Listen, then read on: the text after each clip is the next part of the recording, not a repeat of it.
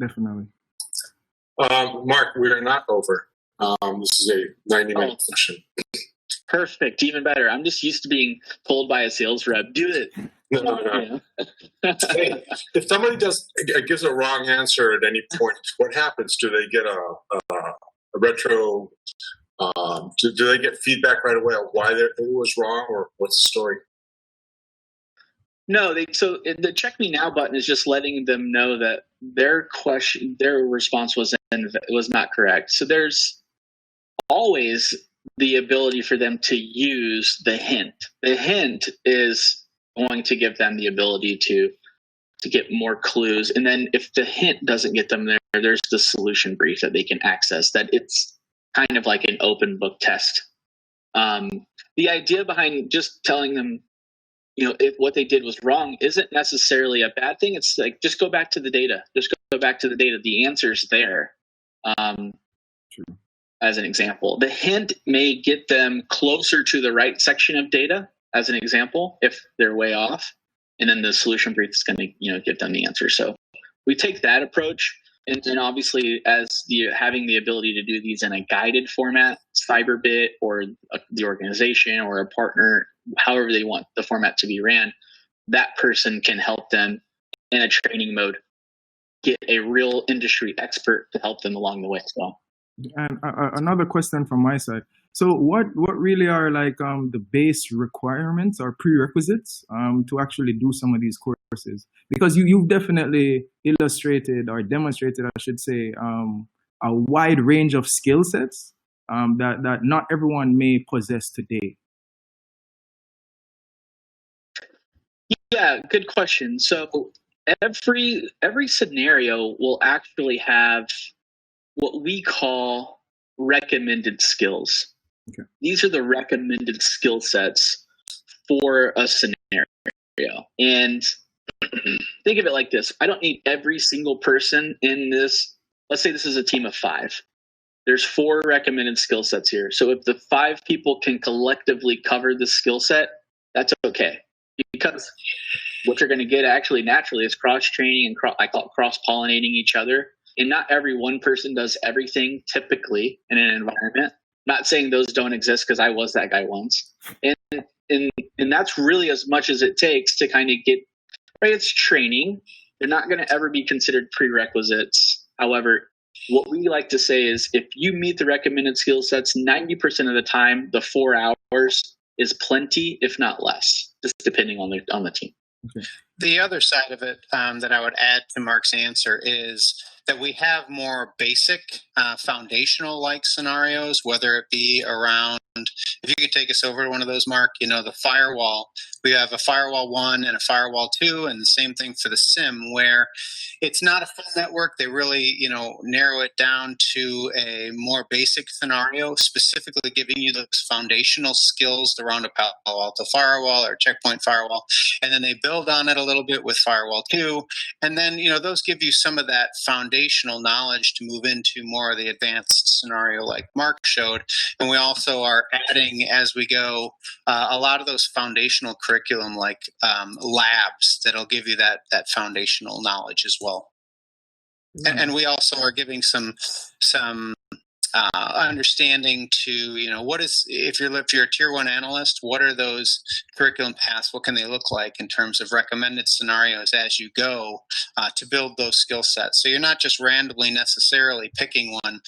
You can, but, we do have some guidance that we provide in that regard too.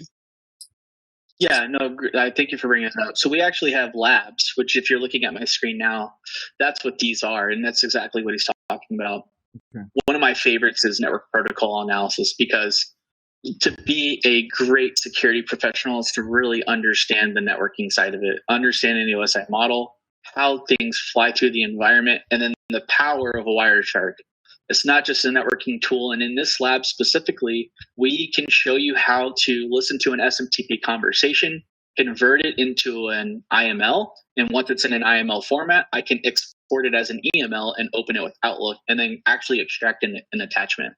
So a lot of value in this, and it's a great refresher. Just it will humble you, even if you are really good at this stuff. It humbled me for sure. There's a few questions that I was I was a little disappointed in myself that I got wrong, but that's the point. Is it's great to not let yourself get rusty on these things because they're incredibly valuable. Basic network commands, right? A lot of persistence in malware, right? Whether it's malware persistence with a scheduled task or understanding the persistence within auto runs.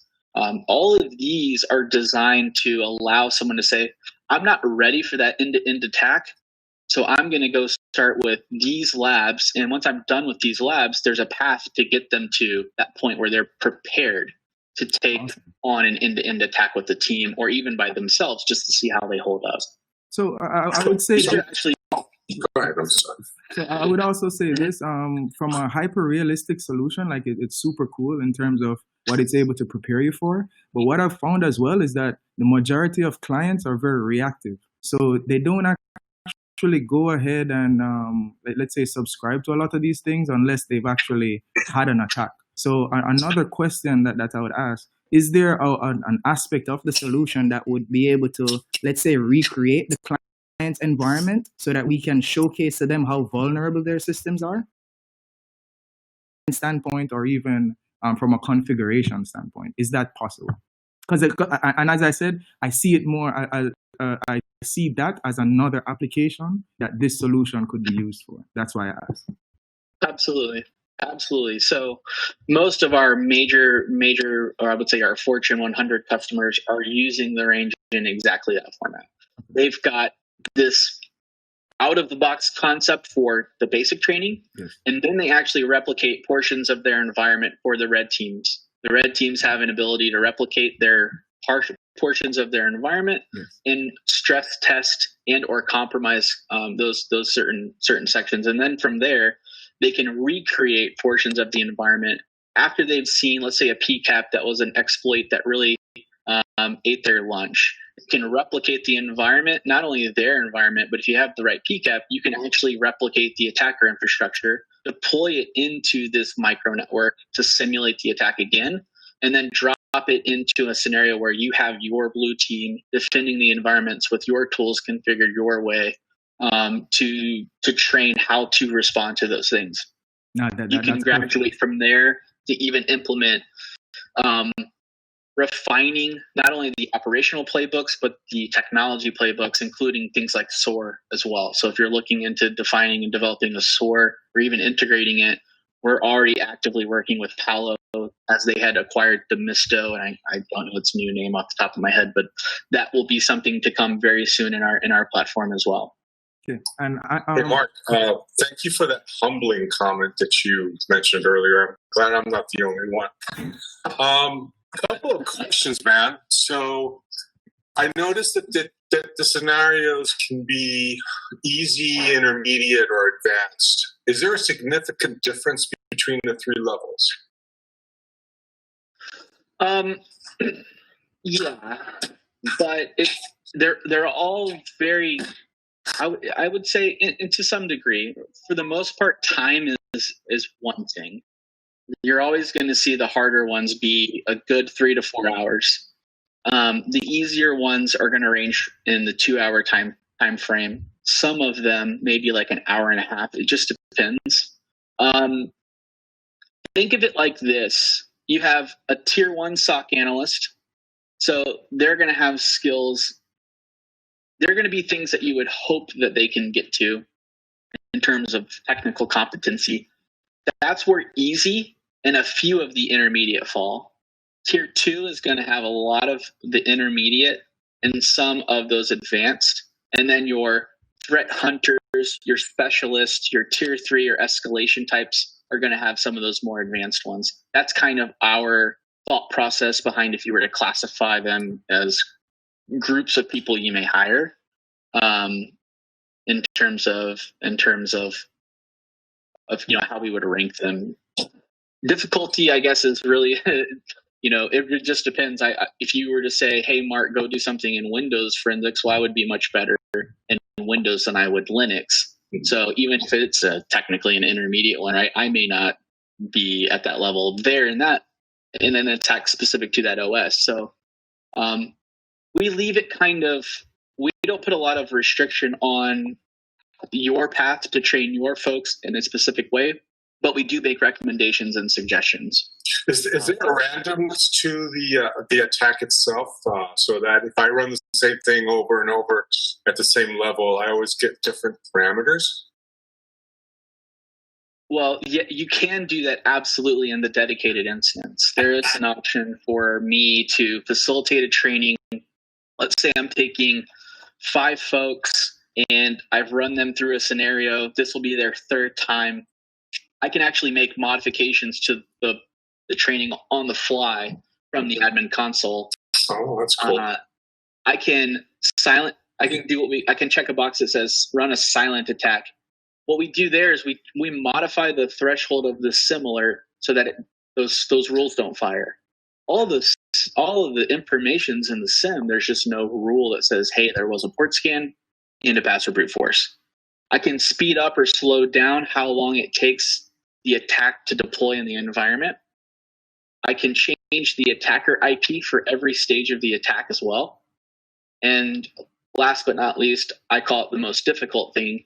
I could delete or remove all of the relevant log data to the attack from the compromised target as well to make it that much more difficult. If any of the target systems are a Linux system and you wanted to architect your own bash scripts, you could do that as well. I could have an attack focus on an Apache server, then have a bash run that also makes it look like there's a web crawl on another system or do something on another box, so that they've got all of this information and they need to focus on the right things to find follow the right breadcrumbs to the right problem, because the other stuff is just meant to disguise what the real intent was of the attacker. I just want to say one last thing. I just want to say that even the most accomplished hacker killers need to keep sharpening their tools, because they can't just lie there saying, "Okay, I'm the man, I'm the king of the world, I know how to do this." Something new comes along, you're not prepared, or you just haven't used those skills in a while, and it can catch you off guard. So I think this is pretty cool. And also, Daniel, I like to add this as well. So my background, I've actually done a lot of martial arts, kung fu, kickboxing, MMA, and so on. And what I've actually found, especially from my sifu, in kung fu, it's considered a sifu and not a sensei, right? And what you'll always say is that the most stressful time in your life will always be in a fight, in a confrontation. So if you're able to settle yourself and you're able to understand who the enemy is and understand what it is that you're trying to accomplish, 9 times out of 10, you'll be able to overcome that issue. And for me, I see this squarely as that. I see this as, Mark actually alluded to it earlier. It's muscle memory. So by you actually going through these tactics, fortitude, but also your bodily ability to respond quickly. And I think that is really the huge benefit here for this particular solution. Another question that I really have, because of the platform and the customization available, I think it would be also good to have let's say an environment where you can actually have a company's blue team and red team go at it live. And I think that would ultimately be the best test for your internal red team as well as your internal blue team, to see whether the unstoppable force can get over the immovable object, so to speak. And then from there, an organization can actually realize where their strengths and weaknesses are and actually build accordingly. So luckily, we can do that. Nice. We have in our dedicated instance a mode that we call it War Game. And a war game is meant to take a out-of-the-box network like the one I trained in today, give the red team a couple of Kali boxes, give the blue team the same tools that I had. And rather than Cyberbit deploying an attack in the environment, the red team has 40-plus different scenarios that they know can be executed in this environment to their advantage, that they can do whatever they want with. And they can basically... it's red versus blue. Who's going to win? We also have the ability to create other things within the war games, which would be capture the flag, if you will. So even right here, you can see this topic of capture the flag. There are different things that we could do as well. This is changing a lot day by day, especially in the cloud. But the one thing that I can't show you in this interface today is because it is dedicated to the dedicated instance, is that war game mode itself from within the admin console, and it's been really fun. It's been really fun to see. We do obviously pre-current world. We would go around and we would hold events at organizations and do things like that for them, and it was really, really cool to see, especially teams operate like that. No, that's awesome. One thing I want to go ahead. I'll add to that is what's really cool is in that dedicated version that we have, when the red is against the blue in a war game like that, when we're done, the platform moves into what we call a debrief. And if you've ever served, no matter what mission or a number of missions you've been on, you have an after action that happens constant. It's always happening. You're always evolving. You're always evaluating how well you did. And that's exactly what we do in that debrief. It's an after actions report. Red and blue come together. It is the most amazing purple team debrief you could really see today, because each person sat down, was a part of the experience, carried out portions of the experience, and now they're all sitting down together, collaborating as a team. And then, so operationally, that's amazing, right? To just get the experience together. And then operationally, it's amazing because what comes from that is more than you could pay most consulting firms to come in and tell you what's wrong with your environment, because now you know what you already don't do because you've seen it in real life. Yes.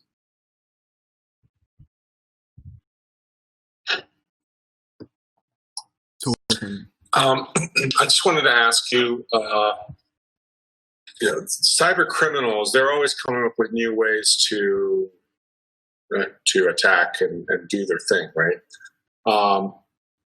So I guess Cyberbit always has its eyes and ears open to see what they're doing, and then try to create a replica of the latest techniques to offer their clients. Yeah, and yeah, absolutely. And so just purely thinking of MITRE, right? As new things come out, we're going to create attacks, and especially in focus areas for us around the kill chain, where we can help to improve and always making the product better. Well, one really cool thing about Cyberbit is we're big, but we're small in some ways. And when I mean small is in our ability to take information in from our customer base and our time to turn it around and put it back in the product. And honestly, some of the stuff that goes down in the banking industry specifically is a lot of what we turn around the quickest, because we have so much information coming in from them. The Capital One breach that happened, we already have published that into the range. We were able to do that in Q1 of this year, and which is essentially a variant of Dragonfly, Golden Snitch, and that is something that's in the range today as well. What's really cool is Cyberbit has, through partnerships with Elbit and other technologies that we have, a team of researchers. And our EDR platform was one of the technologies that was a part of detecting the Tesla being the whole Tesla compute being compromised. So we get a lot of really good research analyst information into the platform, and we're constantly taking that in and recreating things based off that. And I just want to ask one thing. So Jamaica on a whole is a huge Cisco shop, as well as becoming more of a Fortinet, I would say, stronghold as well. I did see where you actually had Palo Alto, PFSense, and some of the others. But do you actually have Cisco's solution as well as Fortinet solution within your cloud platform? Yeah. So this year specifically we spent a ton on this new interface that you see here and the experience itself. We definitely already have Palo on the roadmap to be, Fortinet to be on the roadmap and integrated very, very soon. That's definitely been at the top of the list. We have such a large customer base that is still using Cisco. that has, from what I've been told, made it into the R&D list as well. So as far as I know, those are the two firewalls that we're currently working on, actually, believe it or not. Perfect. I'm not just saying that. So there were those, as well as we're realizing that there are so many SIMs out there today, but they're all really built on the capability of using something that has a Lucene search query.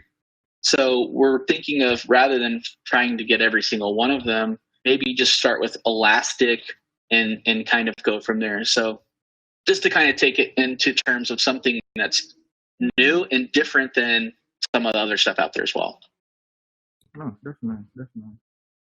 And I think we have a few more minutes, so let me just ask this one last question. Where do you really see cybersecurity on a whole going? And ultimately, how would Cyberbit be able to assist clients, not just with their existing issues, but really the ones to come, especially with the advent of COVID-19? A lot of policies, a lot of things have ultimately changed. So you're going to have more bring your own device policies where you're going to be connecting into an existing infrastructure. So how do you foresee some of those challenges, especially for clients that are non-IT inclined, connecting to a secure IT centralized solution and protecting against it? Yeah, I think it's an interesting conversation. Really, you've got more people connecting to environments in ways they didn't design them to, and are there the right controls in place and technologies in place?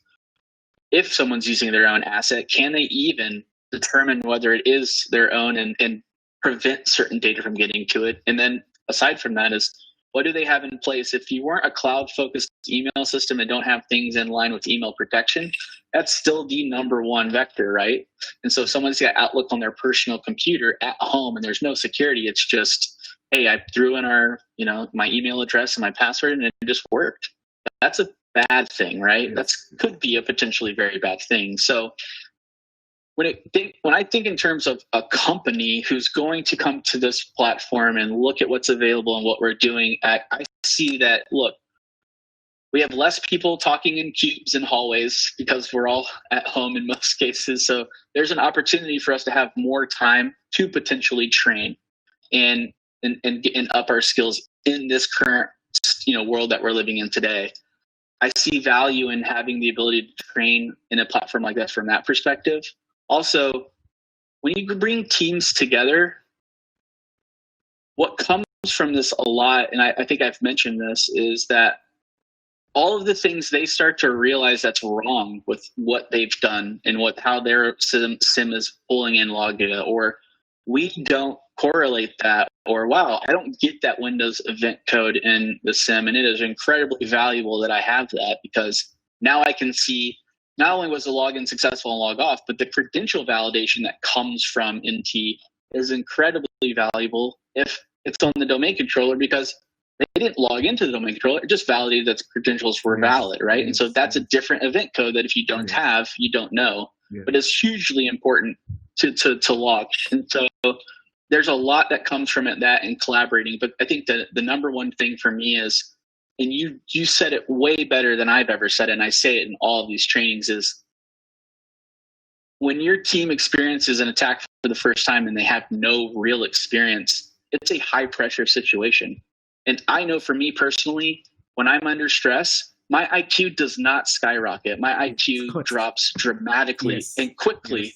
Yes. And we make mistakes. We will make mistakes because we're human. But if I have seen something and I have prepared for something and my team has done it together, we naturally know what our role and our responsibility is in the wolf pack, and we know how to move forward. We may not be perfect, but we'll make less mistakes because it's repetition that makes us good. And professional sports teams aren't great because they just show up on game day, right? They practice more than they play, and that's what makes them good. Yes. And the bad guys That's the idea here. And the bad guys are going to come up with new ways, new attacks, things like that. But, you know, it may not be exactly like a scenario that we have in there, but the foundational methodology that you have, that you go through to diagnose and to stop, you know, a lot of those elements that go into the attacks that are in the scenarios are going to be used in you know, these other attacks that come up in the future. So it's really getting that foundational methodologies in place and diagnostic tools and understanding how your tools overlap and which ones you go to. Like Mark mentioned earlier, a lot of it comes down to speed. When the new things hit, it's not being that guy who gets in the headlines and being able to stop it. And so they're going to come. It's just a reality that they're going to come up with some new stuff. It's getting the capabilities and the foundational knowledge and processes in place. You bring up a really good point, and I was thinking it, but I hadn't gotten there. But these trainings, and I've said it, we're building those soft skills. It's the muscle memory, right? It's the little things. If we're giving you a really hard scenario, there are multiple very easy options and things to think of that can get you to that next step. And just knowing what those are separates somebody from who's stuck building a query in a sim that's, you know, as long as their arm that may yield no results, or the guy who was smart enough to just log into the system and look at a log really quickly. Those are those little things that once you just go, oh, you can do that there, or wow, you can add username to system to Process Explorer, and now I can see that service was executed by a user, but it's running as administrator. That's not good, right? Those little things, and those are the things we want to teach you, because if your tools fail, you still have to be successful. That's your job, and that's what we want you to be successful. Totally, and I must say, thank you very much. I personally learned a lot. And I hope everyone that's on the webinar, you know, can share with my experience or in this experience. And thank you very much, Steve. Thank you very much, Mark. Daniel, thank you very much for making this all possible. And really looking forward to the next sessions where we can ultimately further educate our future clients, or existing and future clients, on how we can make their lives so much easier. Thank you. This is exciting stuff, Mark. Well done. Thank you. Thank you for that. We appreciate it. Yeah, very informative, guys. Thank you. Good job, guys. All right, so Thanks, guys. Steve, we're going to close it now, but thank you very much, and please look forward to the other webinars that we'll have in our schedule, and looking forward to serve you better. All the best, and enjoy the rest of your days. Thank you very much. Thanks, guys. Bye. Thank you. Goodbye.